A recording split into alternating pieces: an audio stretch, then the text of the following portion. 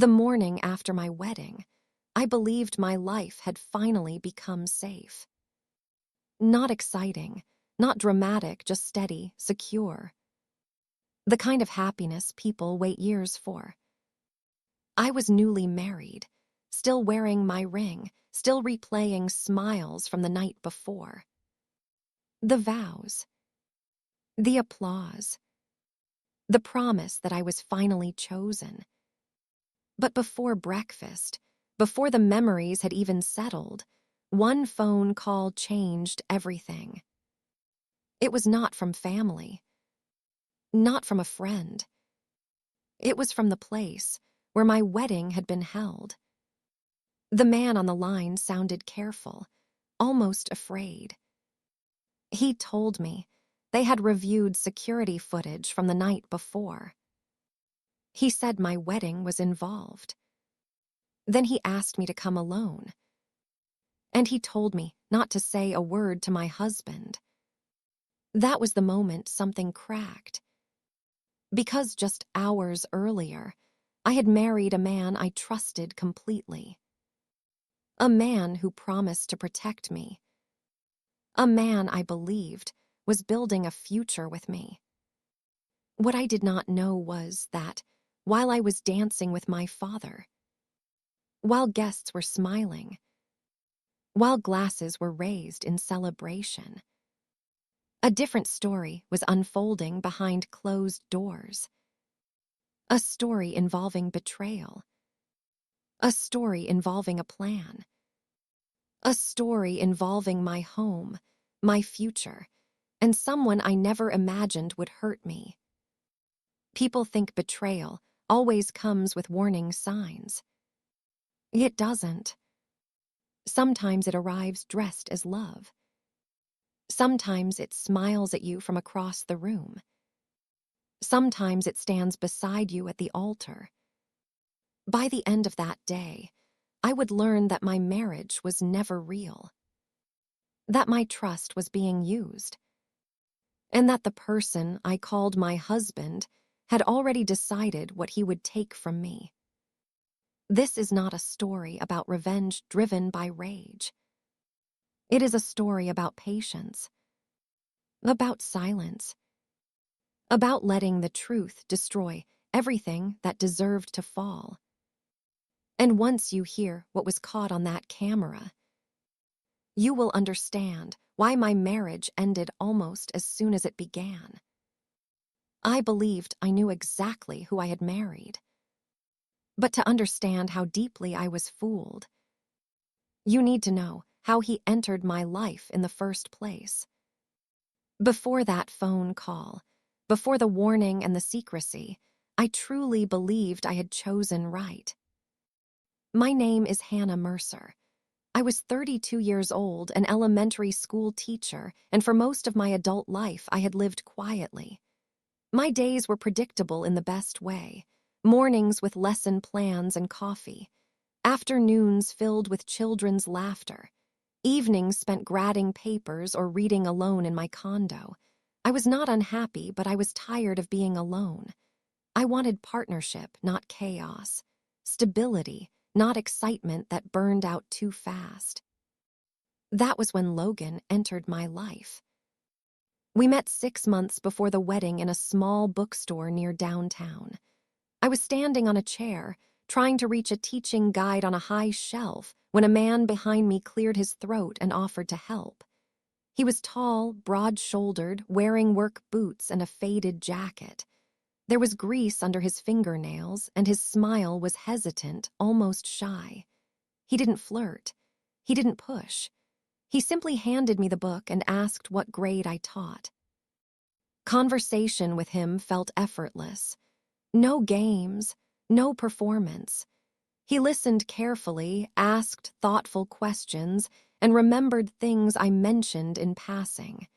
He told me he was a mechanic, that he worked long hours, that he preferred quiet nights to crowded bars. It felt refreshing after years of disappointing dates. Logan showed up consistently. He brought coffee to my school when I stayed late. He checked in when I was stressed. He noticed small changes in my mood and asked about them. He never rushed intimacy or made me feel pressured. Instead, he talked about values, about wanting a simple, honest life, about building something real. A month into dating, he told me he didn't believe in wasting time. He said when he knew, he knew. My friends thought it was fast. My parents were cautious. But I felt calm with him, and that calm felt like proof. I mistook comfort for truth. I mistook consistency for sincerity. And I mistook his patience for love. What I didn't understand then was that some people study you, not to care for you, but to use you. And I was giving Logan everything he needed to learn me.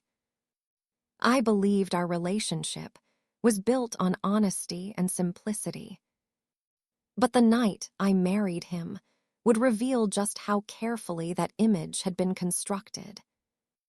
Our wedding night looked exactly like the kind of happiness people trust without question. We chose a small restaurant called Heritage Bistro, not because it was fashionable, but because it felt warm and personal. Soft lights hung above a quiet courtyard. Tables were close enough for conversation. Nothing felt staged or excessive. It felt real, and that mattered to me. There were about 40 guests. My parents sat near the front, smiling with that mixture of pride and relief parents carry when they see their child settled. A few of my coworkers from the school came, along with Logan's friends from the auto shop. His parents arrived early and thanked me for organizing everything. My bridesmaids moved around the room, fixing small details, laughing, keeping me grounded. When my father walked me down the aisle, his hand trembled slightly as he held mine. He leaned in and whispered that I looked beautiful and that he was proud of me. I had to focus on breathing so I wouldn't cry before the vows even began. Then I saw Logan. He stood at the front in a navy suit, shoulders straight, eyes locked on me as if the rest of the room didn't exist. When I reached him, he squeezed my hand and smiled with what looked like pure devotion. The vows were simple and heartfelt. When he placed the ring on my finger, he whispered that he would always protect me. In that moment, I believed him without hesitation. During our first dance, he held me close and told me he was the happiest man alive. Phones were raised. People smiled. Someone wiped away tears. It felt like a moment meant to last forever. There were small things I noticed but dismissed. My friend Vanessa laughed a little too loudly when she spoke to Logan. She touched his arm casually, lingering longer than necessary. At one point, she wrapped her arms around his shoulders and joked that he was lucky to have me. I told myself I was imagining things. Weddings make people emotional, I thought. Later, while I danced with my father, Logan stepped outside. He said he needed to take a quick work call. I didn't question it. Trust does that. It quiets curiosity. That night, surrounded by warmth and celebration, I believed I was safe.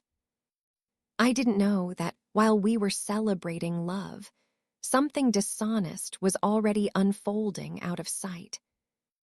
I went to bed that night believing I was a wife. By morning, I would realize I had been something very different. The morning after the wedding felt calm in a way I had never experienced before. Sunlight filtered through the curtains of the bedroom. The room smelled faintly like flowers and clean sheets. Logan lay asleep beside me, one arm stretched across the mattress, breathing slow and steady. He looked peaceful, like a man with nothing to hide. I slipped out of bed quietly and padded into the kitchen. The apartment was still decorated with small reminders of the night before. cards on the counter, a bouquet resting in water, a small box holding the top tier of our cake. I made tea, cut a thin slice of cake, and smiled to myself. It felt strange and wonderful to think of someone as my husband. Then my phone rang. The number was unfamiliar. I almost let it go to voicemail. Something made me answer. The man on the line introduced himself as the manager of Heritage Bistro. His voice was formal but uneasy. At first, I thought he was calling to thank us again or ask for feedback. I told him everything had been perfect. There was a pause. Then he said that they had reviewed their security footage from the wedding night and that something involving my wedding had appeared. My stomach tightened. I asked what he meant. He said he couldn't explain over the phone. He asked me to come to the restaurant as soon as possible. Then his voice lowered. He asked me to come alone and not to tell my husband. Behind me, I heard the bathroom door open. The shower started running. Logan was awake. I thanked the manager, hung up, and stood there staring at my phone. The calm I had felt moments earlier vanished, replaced by a heavy sense of dread I couldn't explain. Logan stepped into the kitchen a moment later, smiling, relaxed, asking if I slept well. I told him I had an errand to run, something small. He kissed my cheek and told me to take my time. As I drove to the restaurant, my hands shook on the steering wheel. I kept telling myself there had to be a misunderstanding, a technical issue, a mistake. Weddings were chaotic. Cameras caught strange angles. But deep down, I already knew. Whatever was waiting for me at that restaurant was about to change everything I thought I knew about my marriage. I believed the truth would hurt. I did not realize it would erase my entire reality. Heritage Bistro looked nothing like it had the night before. The parking lot was empty. The lights inside were dim. Chairs were stacked upside down on tables, and the warm music that had filled the space during our wedding was gone. The air smelled sharp and clean, like disinfectant, not celebration. The manager met me at the door. His face was tight, his movements careful, as if he were carrying something fragile. He didn't ask how I was. He didn't offer small talk. He simply said I should sit down before seeing what he needed to show me. That was when fear fully settled into my chest. He led me past the kitchen and down a narrow hallway into a small office at the back. A laptop sat open on the desk. The screen was paused on a black and white image of a storage room. Shelves lined the walls. Boxes were stacked unevenly. A small couch sat against one side. The timestamp read 9:43 p.m. My heart began to race. That was when I had been dancing with my father. The manager told me he debated whether to call at all. He said if this were his daughter, he would want her to know. Then he pressed play. The door on the screen opened. Vanessa walked in first, confident, unhurried. She glanced over her shoulder before stepping fully inside. Seconds later, Logan followed her in. My husband. He closed the door behind him. The room spun. My breath caught so sharply it felt painful. I waited for something to interrupt the scene, for someone to laugh it off, for a misunderstanding to reveal itself. Instead, Vanessa placed her hands on Logan's chest. He wrapped his arms around her waist. They kissed. Not a quick mistake. Not a moment of confusion. A long, familiar kiss. They moved to the couch. They sat close. comfortable, relaxed, like people who had done this many times before. She handed him a cigarette. They laughed. I whispered that there had to be an explanation, that this couldn't be real. The manager said nothing. Then he reached for the volume control. He told me he was going to turn the sound on. And that was the moment denial completely left me. What I heard next did not just expose an affair. It revealed a plan that had been unfolding long before I ever said, "I do." When the sound came on, there was no space left for hope. At first, their voices were low and casual, like two people unwinding after a long day. Vanessa laughed and said she thought she was going to lose her mind watching him dance with me all night. She complained about pretending to be my friend, said it made her feel sick. Logan laughed with her. Not nervous, not guilty, comfortable. He told her to relax, that everything was going exactly the way it was supposed to. That word echoed in my head. Planned. Vanessa asked how much longer they had to keep pretending before he could divorce me. Logan answered calmly, like he was explaining a schedule. He said first I would sign the condo into joint ownership. He said he had already started planting the idea. Marriage meant equality, trust, sharing everything. He laughed and said I believed in those things. My stomach turned. Vanessa asked what would happen after the divorce. Logan said the condo would stay with him, that they would sell it, buy something better, and live comfortably off what was left. Then he said something that shattered what little strength I had left. He said marrying a teacher was easy. He said I was lonely, predictable, grateful for attention. He called me boring. They laughed together. They spoke about my life like it was an inconvenience, about my home like it was already theirs, about children like they were obstacles. In that moment, every memory rearranged itself. The bookstore meeting, the patience, the careful kindness. None of it had been accidental. I was never his wife. I was his strategy. When the video ended, the room went silent. I stared at the screen, waiting to feel something explosive. Instead, everything went quiet inside me. The tears stopped. The pain settled into something colder and clearer. They thought I was weak. They were wrong. I stood up, thanked the manager, and walked out with the truth heavy in my pocket. I didn't go home. I didn't confront Logan. I knew exactly what he would do if I did. And I was done giving him chances to lie. That day did not break me. It changed how I understood power. I drove straight to my parents' apartment. I didn't call ahead. I didn't explain on the phone. I just showed up, carrying something too heavy to hold alone. The moment my mother opened the door, she knew something was wrong. She didn't ask questions. She pulled me into her arms and held me while I tried to breathe.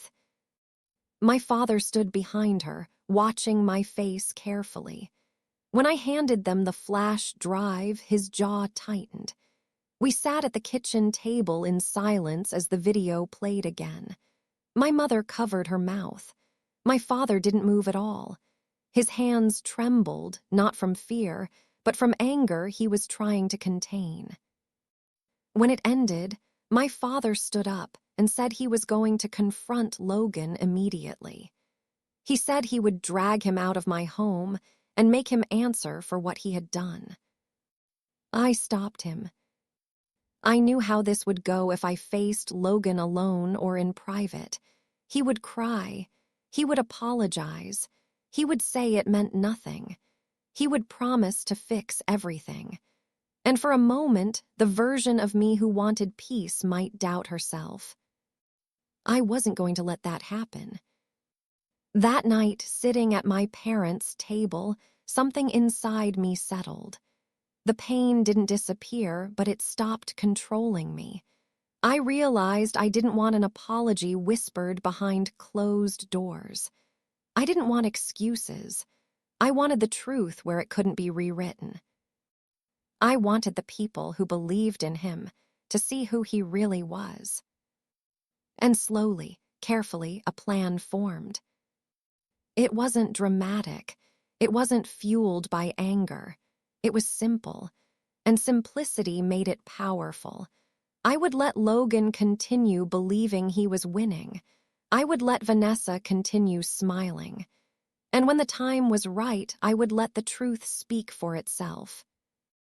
I went to bed that night in my childhood room, staring at the ceiling, feeling something new take shape inside me. Clarity. Once I understood what they thought of me, I knew exactly how to let them underestimate me. The plan worked because it looked harmless. People often host a second gathering after a wedding, a relaxed night, no pressure, no ceremony, just a chance to thank everyone properly. Nothing about it would raise suspicion. The next morning, I went home and acted normal. Logan greeted me with a smile, asked where I had gone the day before. I told him I'd visited my parents and that I'd been thinking about how fast the wedding night had gone by. I said I wanted to host one more evening, something small, just to slow things down and enjoy our people. He didn't hesitate. He said it sounded like a great idea. He told me I was always thoughtful like that. I contacted Heritage Bistro again. The manager agreed to help immediately. He didn't ask for details. He already knew the truth. We booked the same room, the same layout, a light buffet, drinks, nothing excessive, just enough to gather everyone in one place again. Then I started calling people. Friends, family, coworkers, Logan's parents, his friends from the auto shop. Everyone was happy to be invited. They said it felt nice to extend the celebration. When I called Vanessa, she laughed and said I was spoiling everyone. She told me I was the perfect wife. I smiled while she spoke, listening to the ease in her voice, the confidence she had in a story she believed she controlled. Logan never suspected a thing. He kissed my cheek in the mornings. He talked about weekend plans.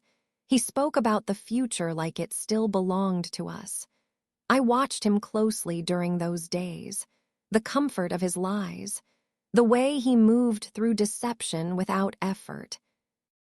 I understood then that confronting him privately would have given him power. This way, he had none. By the time Saturday arrived, everything was ready. All I had to do was show up and stop, protecting people who never protected me. The room would be full of smiles. But by the end of the night, nothing would remain hidden. The restaurant filled faster than I expected. By early evening, every table was occupied. Glasses clinked. Laughter moved easily through the room. People congratulated us again, smiling as if nothing in the world was wrong. It felt surreal, standing among them with the truth sitting quietly inside my chest. Logan sat at the center table, relaxed and confident, telling stories from the auto shop. He looked comfortable, like a man who believed his future was secure. I watched him from across the room and felt something unexpected. Calm. Vanessa arrived late. She wore a dress designed to be noticed and slipped into the empty chair beside Logan as if it belonged to her. She leaned close to him while she spoke. He laughed easily. No one questioned it. Not yet. I moved through the room, thanking people for coming, smiling when required, listening without really hearing. When everyone had eaten and settled, I walked to the front of the room. The screen behind me was blank, waiting. I thanked everyone for being there. I said how grateful I was for their support and how much the night before had meant to me. Logan smiled at me, proud, unaware.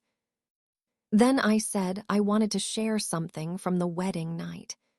I explained that the restaurant staff had found it while reviewing footage and thought it was important. Curiosity rippled through the room.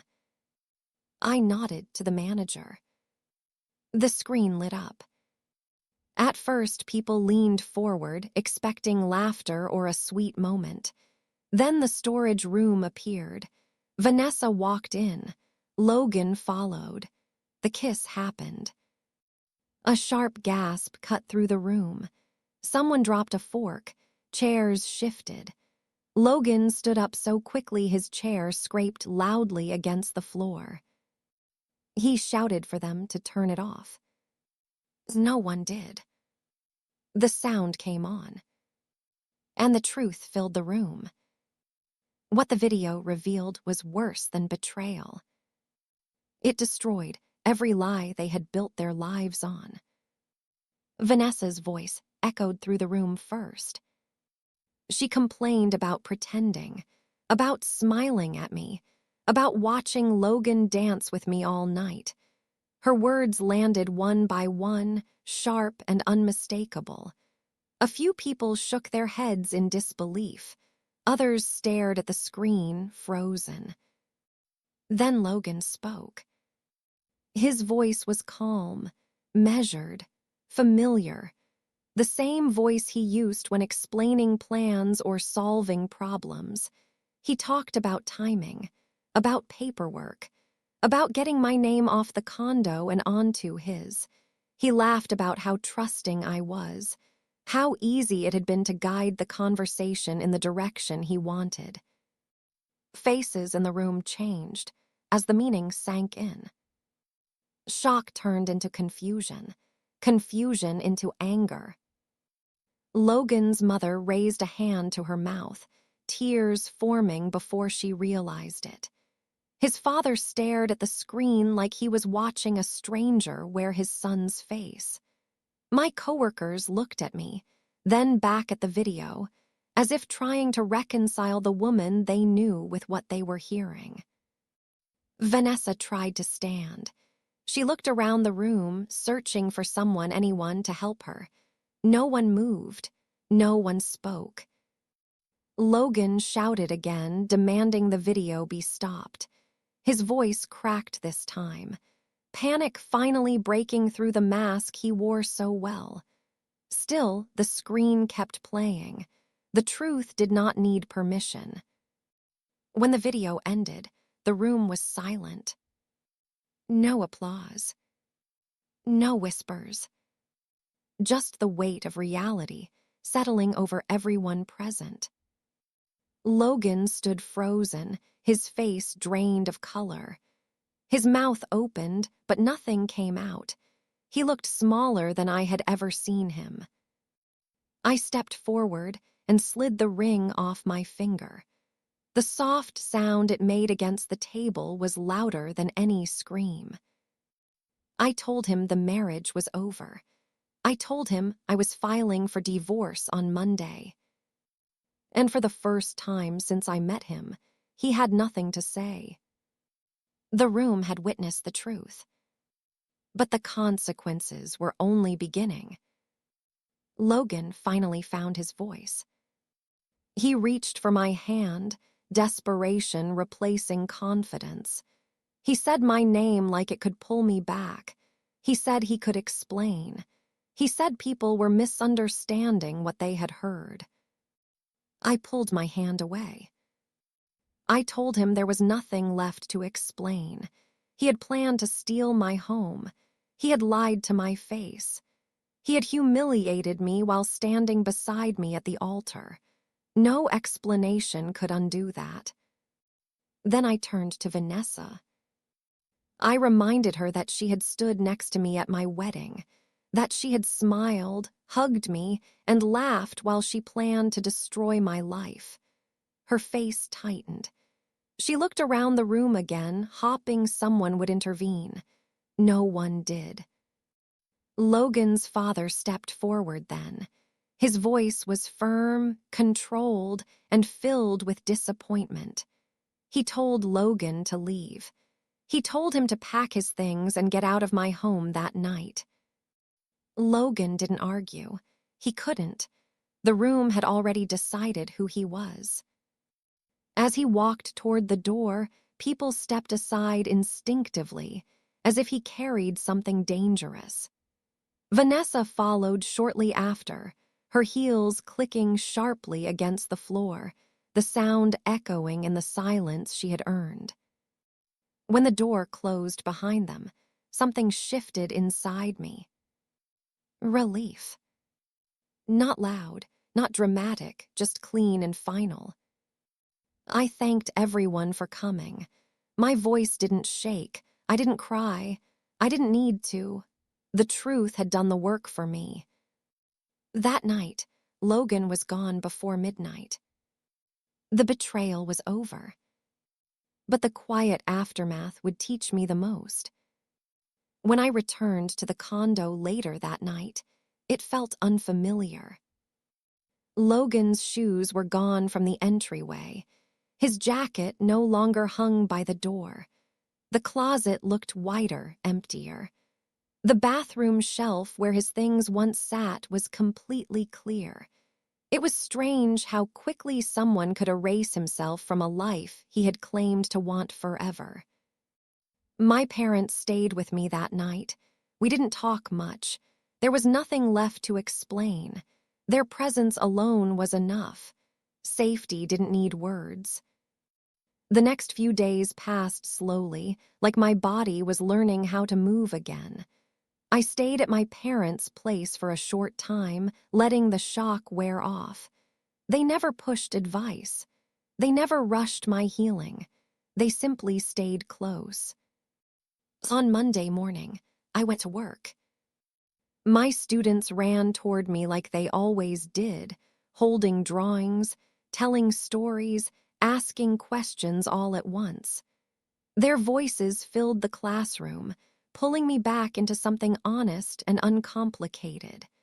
Life hadn't stopped just because my marriage had ended. Logan didn't fight the divorce. He signed the papers without argument. There were no dramatic messages, no apologies, no attempts to rewrite the story. The condo remained mine, just as it always had been. Friends checked in. Some apologized for not noticing the signs. Others didn't know what to say and just listened. I appreciated both. At night, the apartment was quiet. At first, the silence felt heavy. Then slowly, it began to feel peaceful. I realized I hadn't lost a husband. I had lost an illusion. And once that illusion was gone, everything else felt lighter. Healing did not arrive all at once. But clarity changed how the pain lived inside me.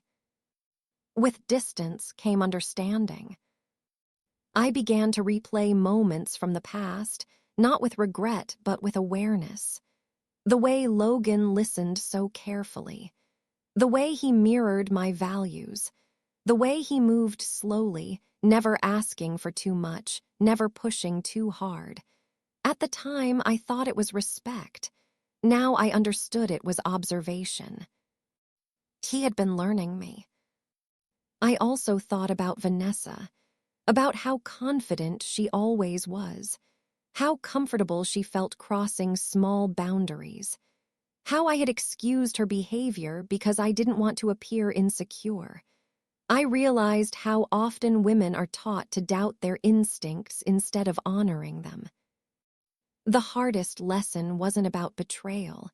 It was about boundaries. Kindness without boundaries invites the wrong people. Trust without verification creates space for manipulation. I didn't blame myself, but I did take responsibility for what I would do differently. I learned that calm does not mean passive, that patience does not mean permission, and that being gentle does not require being unprotected. Strength, I discovered, doesn't always announce itself. Sometimes it waits. Sometimes it observes. Sometimes it lets people reveal exactly who they are. For a long time, I believed standing up for yourself meant confrontation, raised voices, demands, dramatic exits, but what I learned was far more powerful. Silence can be a choice. Timing can be strategy. Truth, when placed in the open, does not need force. Logan believed my trust made me easy to use. Vanessa believed my kindness made me blind. What neither of them understood was that being underestimated gave me time, and time gave me control. As weeks passed, the anger faded first. Then the hurt softened. What remained was clarity. I knew who I was without confusion. I knew what I would tolerate. I knew what I deserved. The story no longer felt like something that happened to me. It felt like something that revealed me. I didn't lose myself in what happened. I found the version of me that had always been there. Living alone again felt different this time. Not empty. Not lonely. Intentional. I moved through my days with more awareness. I paid attention to how people spoke, how they showed up, how their actions matched their words. I no longer filled silence just to keep others comfortable. I let pauses exist. I let people reveal themselves. My home became quieter, but also more honest. Every object in it belonged to me by choice. Every routine was mine because I wanted it that way. I stopped associating peace with the presence of another person and started recognizing it as something internal. I noticed changes in myself that surprised me. I said no without over-explaining. I trusted my instincts without apologizing. I stopped mistaking familiarity for safety. Friends told me I seemed different, stronger, not hardened but clearer. I understood what they meant. I wasn't guarded. I was grounded. There were moments when memories surfaced unexpectedly. A song, a place, a passing thought, but those moments no longer controlled me. They passed through like weather, noticeable but temporary. What stayed was certainty. I knew now that love built on illusion will always collapse. That real connection requires transparency, not performance, and that anyone who benefits from your silence is not someone you should protect. I didn't need revenge. I didn't need validation. I needed alignment. And once my life aligned with the truth, everything else became simpler. The betrayal had taken something false away. What remained was real. What happened did not end my story. It reset how I would live the rest of it. Looking back, I understand why this story still stays with me. Not because of the betrayal, but because of what it taught me about power. Real power isn't loud. It doesn't rush. It doesn't need an audience.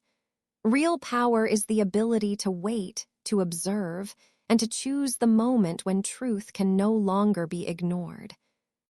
For years, I believed being a good person meant giving people the benefit of the doubt, even when my instincts whispered otherwise.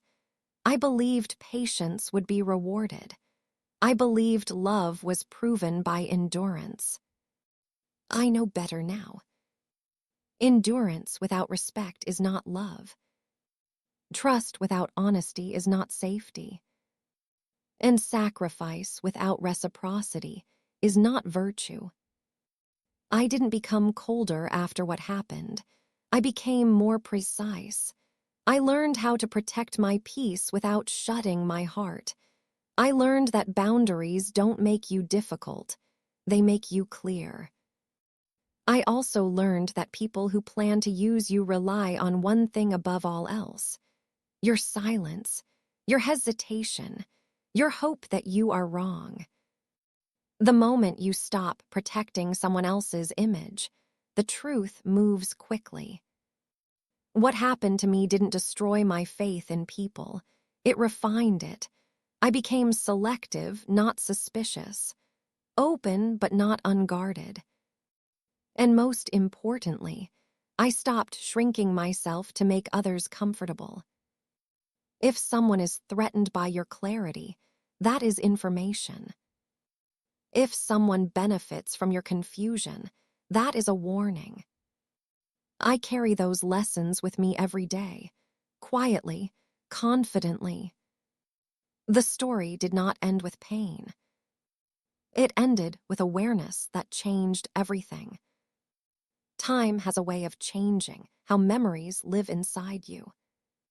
What once felt sharp and overwhelming slowly became something I could hold without pain. Not because I forgot what happened, but because I understood it. Understanding softened the weight. I stopped asking why it happened and started asking what it gave me. It gave me discernment. It gave me confidence in my inner voice. It gave me proof that I could survive betrayal without losing myself. I noticed how differently I moved through the world. I no longer rushed to fill emotional gaps. I allowed relationships to unfold instead of forcing closeness. I watched patterns instead of promises. There was freedom in that.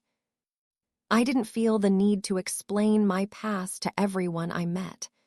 The story belonged to me, not to satisfy curiosity or earn sympathy. When I shared it, I did so intentionally, with people who listened instead of consuming it. My life became quieter but fuller. Mornings felt steady. Evenings felt earned. I built routines that supported me instead of distracting me. Peace stopped feeling fragile. I also forgave myself.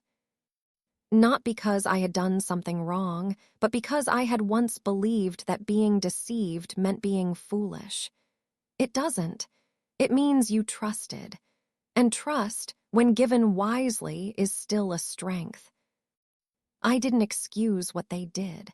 I simply refused to let it define how I would live next. The past stopped being a wound. It became a reference point. What I carried forward mattered more than what I left behind. There is a quiet confidence that comes from knowing you can trust yourself. I didn't rebuild my life by making dramatic changes. I didn't move away or reinvent who I was. I stayed where I was and chose differently. That was enough. I paid attention to how people reacted to my boundaries. Some respected them immediately. Others pushed, joked, tested. Those reactions told me everything I needed to know. I no longer argued with red flags. I simply stepped away. I learned that clarity makes some people uncomfortable, not because it is wrong, but because it removes their access to you. That realization changed how I interpreted resistance. I stopped internalizing it. I also learned to appreciate solitude. Being alone no longer felt like a failure. It felt like space. Space to think, space to breathe, space to be myself without explanation. When love enters my life again, it will not arrive through intensity or urgency. It will arrive through consistency, honesty, and ease. I am no longer impressed by words that promise everything. I listen to actions that reveal truth. The version of me who once confused attention for commitment no longer exists.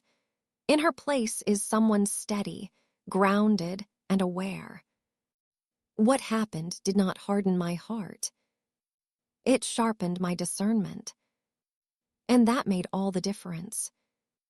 The end of this story isn't dramatic. It's honest. Today, my life looks simple from the outside. I go to work, I teach. I come home to a quiet space that belongs entirely to me. I cook dinner. I read. I rest. There is no chaos, no performance, no fear of what might be happening behind my back. And that simplicity feels like freedom. I don't replay the past anymore. I don't wonder how long the lie lasted or when it truly began. Those answers no longer hold power over me. What matters is that I trusted myself when it counted.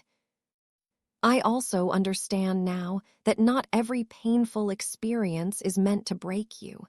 Some are meant to clarify what you will never accept again. Some exist to return you to yourself. If I could speak to the version of me who stood in that bookstore months before the wedding, I wouldn't warn her to be afraid. I would tell her to listen closely, to trust her instincts sooner, to remember that calm should never require self-erasure. I don't carry bitterness, I carry awareness.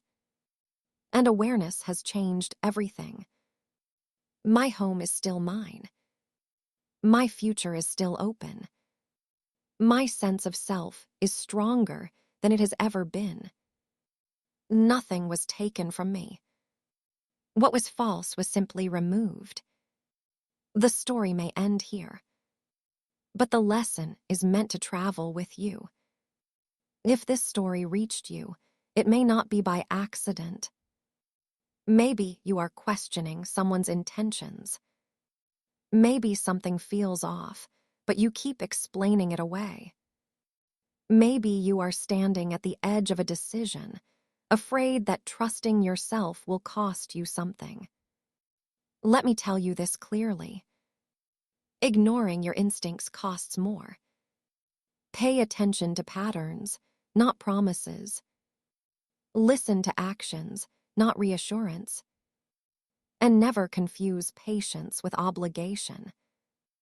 Being kind does not require being unprotected. Being loving does not mean being blind. And choosing yourself is not selfish. I did not win because I exposed them. I won because I stopped doubting myself. The truth does not need anger to be powerful. It only needs light. If you are underestimated, remember this. Being underestimated gives you time. And time, when used wisely, gives you control. My story is not about betrayal. It is about clarity. And clarity changes everything. If this resonated with you, carry it forward. Let it remind you to trust that quiet voice inside you.